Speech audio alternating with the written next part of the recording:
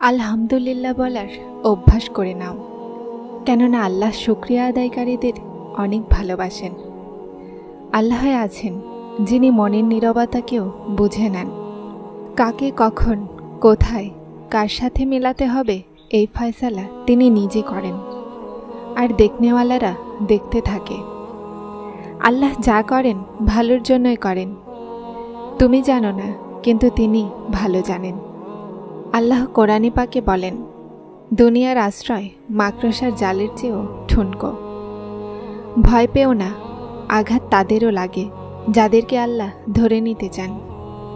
তারপর তিনি তোমার মনের পছন্দ মতো জিনিস তোমার কাছে আনবেন নিজের নির্ধারিত সময়ে, আর তুমি অবাক হয়ে যাবে। মানুষের ছেড়ে দেয়া হাত আল্লাহ ধরে নেন। মনকে হতাশ হতে দিও না, শুধু বিশ্বাস রাখো আল্লাহর ফায়সালায়। যদি দেরি হয় তাহলে নিশ্চয়ই এতেই কল্যাণ আছে। সবর আর নামাজের মাধ্যমে সাহায্য চাও। নিশ্চয়ই এটা কঠিন কাজ, কিন্তু সেই মানুষদের জন্য নয় যারা আল্লাহর অসন্তুষ্টিকে ভয় করে। যে আল্লাহকে ভয় করে, আল্লাহ তাদের জন্য সফলতার কোনো না কোনো একটা রাস্তা তৈরি করে দেন। কখনো হতাশ হবে না, আল্লাহ সমস্যা থেকে বের হওয়ার কোনো না কোনো রাস্তা অবশ্যই বের করবেন। আমার রব আছেন না, উনি কোন বলবেন তো সমস্ত দোয়াগুলো কবুল হয়ে যাবে, আর দোয়ার পরের মাকাম সবরের হবে। উনি ভাঙতে দিবেন না সবরের এই দড়িকে। উনি কোন বলবেন আর মজেজা হয়ে যাবে। আল্লাহর সাহায্য সাথে থাকবে তো মানুষ আপনার কোনো কিছুই বিগড়াতে পারবে না।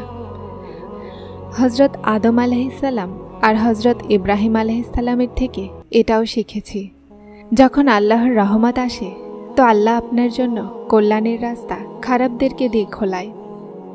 সূরা ইউসুফ আমাদেরকে বলছে যে সবর করা মানুষদের খুব সুন্দর ভবিষ্যৎ পায়। আমাদের চাওয়াতে কম হতে পারে, আল্লাহর দিতে নয়। তুমি সবরের পরীক্ষা দাও, আল্লাহ মজেজা করে দিবেন। খারাপ সময় বান্দার সবচেয়ে বড় সাহায্যকারী আল্লাহ হয়। দেরি হবে কিন্তু ভালোই হবে, তুমি যা চাচ্ছ তাই হবে। দিন খারাপ, জীবন তো নয়। সবর রাখো, বিশ্বাস রাখো, সব কিছু ভালোই হবে। বিপদ যখন আসে মানুষের তখন সমস্ত রাস্তা বন্ধ নজরে আসে, কিন্তু আল্লাহ তাআলার সাথে আশা আর বিশ্বাসের দড়ি হাত থেকে ছেড়ে দিও না, তো তিনি এভাবেই রাস্তা দেখান। চিন্তিত হলে মাথা ধরো না, মাথাকে আল্লাহর সামনে ঝুঁকিয়ে দাও। উনি রোজ শোনেন তোমাকে নিকটে থেকে, তাহলে কেন ভয় পাচ্ছ নসিব থেকে? আল্লাহ যেখান থেকে চান নসিব পরিবর্তন করতে পারেন, তার কুদরত তোমার বুঝের বাইরে।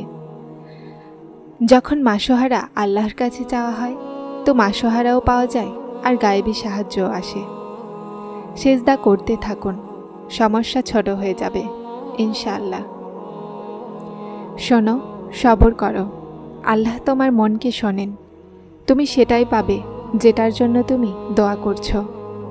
অনেক ক্ষমতা রাখেন আল্লাহ ভাঙা হৃদয়ে, আর যেই হৃদয়গুলোর ইমানও শক্তিশালী হয়ে যায় না, যে তাদের মন খণ্ড বিখণ্ড হয়েও আল্লাহর কাছে চায়। জালিমের জুলুমে নয়, বরং সবরকারীর সবরে ভয় করো, কেননা আল্লাহ সবরকারীদের সাথেই আছেন। আল্লাহর দেয়া অথবা না দেয়াতে কখনো সন্দেহ করো না। নিশ্চয় কখনো তিনি শুকরিয়া করেন তো আবার কখনো না। যেই মানুষের জবানে সব সময় আল্লাহর নাম থাকে, আল্লাহ পাক সেই মানুষকে কখনো একা ছাড়েন না। জীবন প্রতিটা কদমে পরীক্ষা চায়, কখনো নফসের আর কখনো সবরের।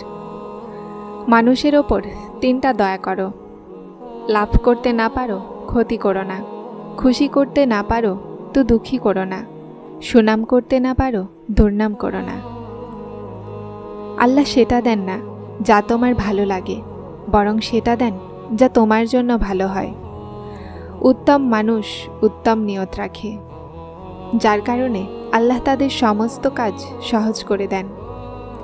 আর যার কাজ আল্লাহ সঠিক করে দেন, তার কাজ কেউই বিগড়াতে পারে না। আমি এই দুনিয়াতে এমন অনেক ধনী দেখেছি যাদের কাছে টাকা ছাড়া সব কিছু আছে। যদি কেউ তোমার থেকে ভালো আশা রাখে তো তাকে হতাশ করো না, কেননা তোমার কাছে সাহায্য চাইতে আসা আল্লাহর তোমার ওপর একটা বিশেষ রহমত।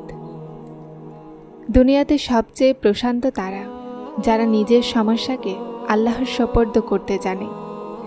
কখনো কারো সামনে নিজের সুনাম করো না, কেননা যার তোমার ওপরে বিশ্বাস আছে তার প্রয়োজন নেই, আর যার তোমার ওপরে বিশ্বাস নেই সে মানবে না। আল্লাহ তাআলা বিশ্বাস আর পরীক্ষার জন্য তার বিশেষ বান্দাদেরকে বেছে নেন, আর যাদেরকে বেছে নেন তারা আল্লাহর উদ্দেশ্যের ওপরে রাজি হয়ে যায়। তারপর আমরা প্রতিটা সেই নিঃশ্বাসের ওপরে বিশ্বাস রাখি যা আল্লাহ আমাদেরকে নিজের কাছে নিয়ে যাওয়ার জন্য দিয়েছেন। তারপর আমরা নিজেকে মাফ করতে শিখে যাই। তারপর আমরা আল্লাহর ফয়সালায় নিজের শান্তি তলাশ করে নিই। আল্লাহ পর্যন্ত আমরা নিজে যাই না, অনেক দীর্ঘ সফর তৈরি করে তার কাছে জায়গা মেলে। যখন আমরা ওড়ার শখ করি তখন তিনি আমাদেরকে মুখ থুবড়ে ফেলে দেন। তারপর যখন বিশ্বাসের জখম হয়ে যায় সেই জখমগুলোকে ভালোবাসা দিয়ে পূরণ করতে শেখান। যত জলদি পরীক্ষা থেকে হতাশ না হয়ে নিজের রবের সাথে জুড়ে যাবে না, তত তাড়াতাড়ি পরীক্ষা থেকে মুক্তও হয়ে যাবে। একটা কথা সবসময় মনে রাখো, হাজারো সমস্যার একটাই হাল, সেটা হলো তাওয়াক্কুল। যেখানে তাওয়াক্কুল থাকে না সেখানে অভিযোগ থাকে না, যেখানে তাওয়াক্কুল থাকে সেখানে মনে অশান্তি থাকে না। যদি তারপরও মনে হয় শক্তি বাকি নেই এখন, তো জেনে নাও ওয়াক্তে পরীক্ষা এখন খতম হতে চলেছে। আল্লাহ তোমার সমস্ত দোয়াকে নিজের কাছে সামলে রেখেছেন। দেরি এই কথারই প্রমাণ। আল্লাহ উত্তম সময়ে সমস্ত দোয়া কবুল করে নেবেন ইনশাআল্লাহ। তোমার দুঃখ শেষ হচ্ছে না, আল্লাহ জানেন। আল্লাহ এটাও জানেন যে একই জিনিসের চাওয়া তোমাকে বারবার কষ্ট দিচ্ছে। আপনার নীরবতার পেছনের সবর সম্পর্কেও আল্লাহ জানেন। দুঃখ ভরা রাতগুলোতে আল্লাহ, শুধুমাত্র সেই আল্লাহ আমাদেরকে দেখছেন। তো আপনার জন্য এটাই কি যথেষ্ট নয়? আল্লাহ বলেন, সবর করো, আল্লাহ তোমাকে দেখছেন। দেখে নিও, একদিন তোমাকে এমনভাবে সাহায্য করবেন তুমি নিজেও অবাক হয়ে যাবে। তুমি শুধুমাত্র এক মুহূর্ত কান্না করবে, তোমার দোয়াগুলো পুরো জীবন বদলাতে পারে। তুমি তোমার এই ভাঙা হৃদয়ের জন্য দুঃখ করো না, কেননা যিনি একে বানিয়েছেন এই অন্তরকে পরিবর্তনও করতে পারেন। তাহলে কখনো এটা ভেবো না যে আল্লাহ তোমার দোয়াগুলোকে রদ করে দিয়েছেন। উনি সব ডাক শুনে নিয়েছেন। উনি সমস্ত চাওয়াকে পাওয়ার একটা সঠিক সময় নির্ধারণ করে রেখেছেন। হতে পারে তোমার পরীক্ষা শেষ করতে চলেছেন। আল্লাহ আছেন, আর তিনি কোণের মালিক, মজেজার বাদশাহ। দুঃখ কিসের? আল্লাহ তোমাকে দোয়ার ইখতিয়ার দিয়ে রেখেছেন। তুমি চাও তো আগে, উনি তোমাকে দেওয়ার জন্য তৈরি হয়ে বসে আছেন। আল্লাহ বেখবর নন তোমার থেকে। তিনি তো তোমার মনে থাকা ইচ্ছা সম্পর্কেও জানেন। একবার ভাবো, কোনো তো কথা আছে যে আল্লাহ তোমার মন এতটা অশ্রু ফেলার পরও প্রশান্ত হতে দেননি। তো উত্তম লিখে রেখেছেন আল্লাহ তোমার জন্য। এজন্যই তো তোমার মন সবর করতে রাজি হয়ে গেছে। উনি তো মুহূর্তেই নসিবকে বদলাতে পারেন, আর মুহূর্তেই মনকে ঘুরিয়ে দিতে পারেন। মজেজার রাস্তা তো আল্লাহ শেষ নিঃশ্বাস পর্যন্ত খুলে রেখেছেন। দেখে নিও, জলদি আল্লাহ তোমার জন্য অন্ধকার থেকে আলোর পথ বের করে দিবেন। পরীক্ষার পরে তোমার দোয়াগুলোর জন্য কবুলিয়তের মজেজা আছে।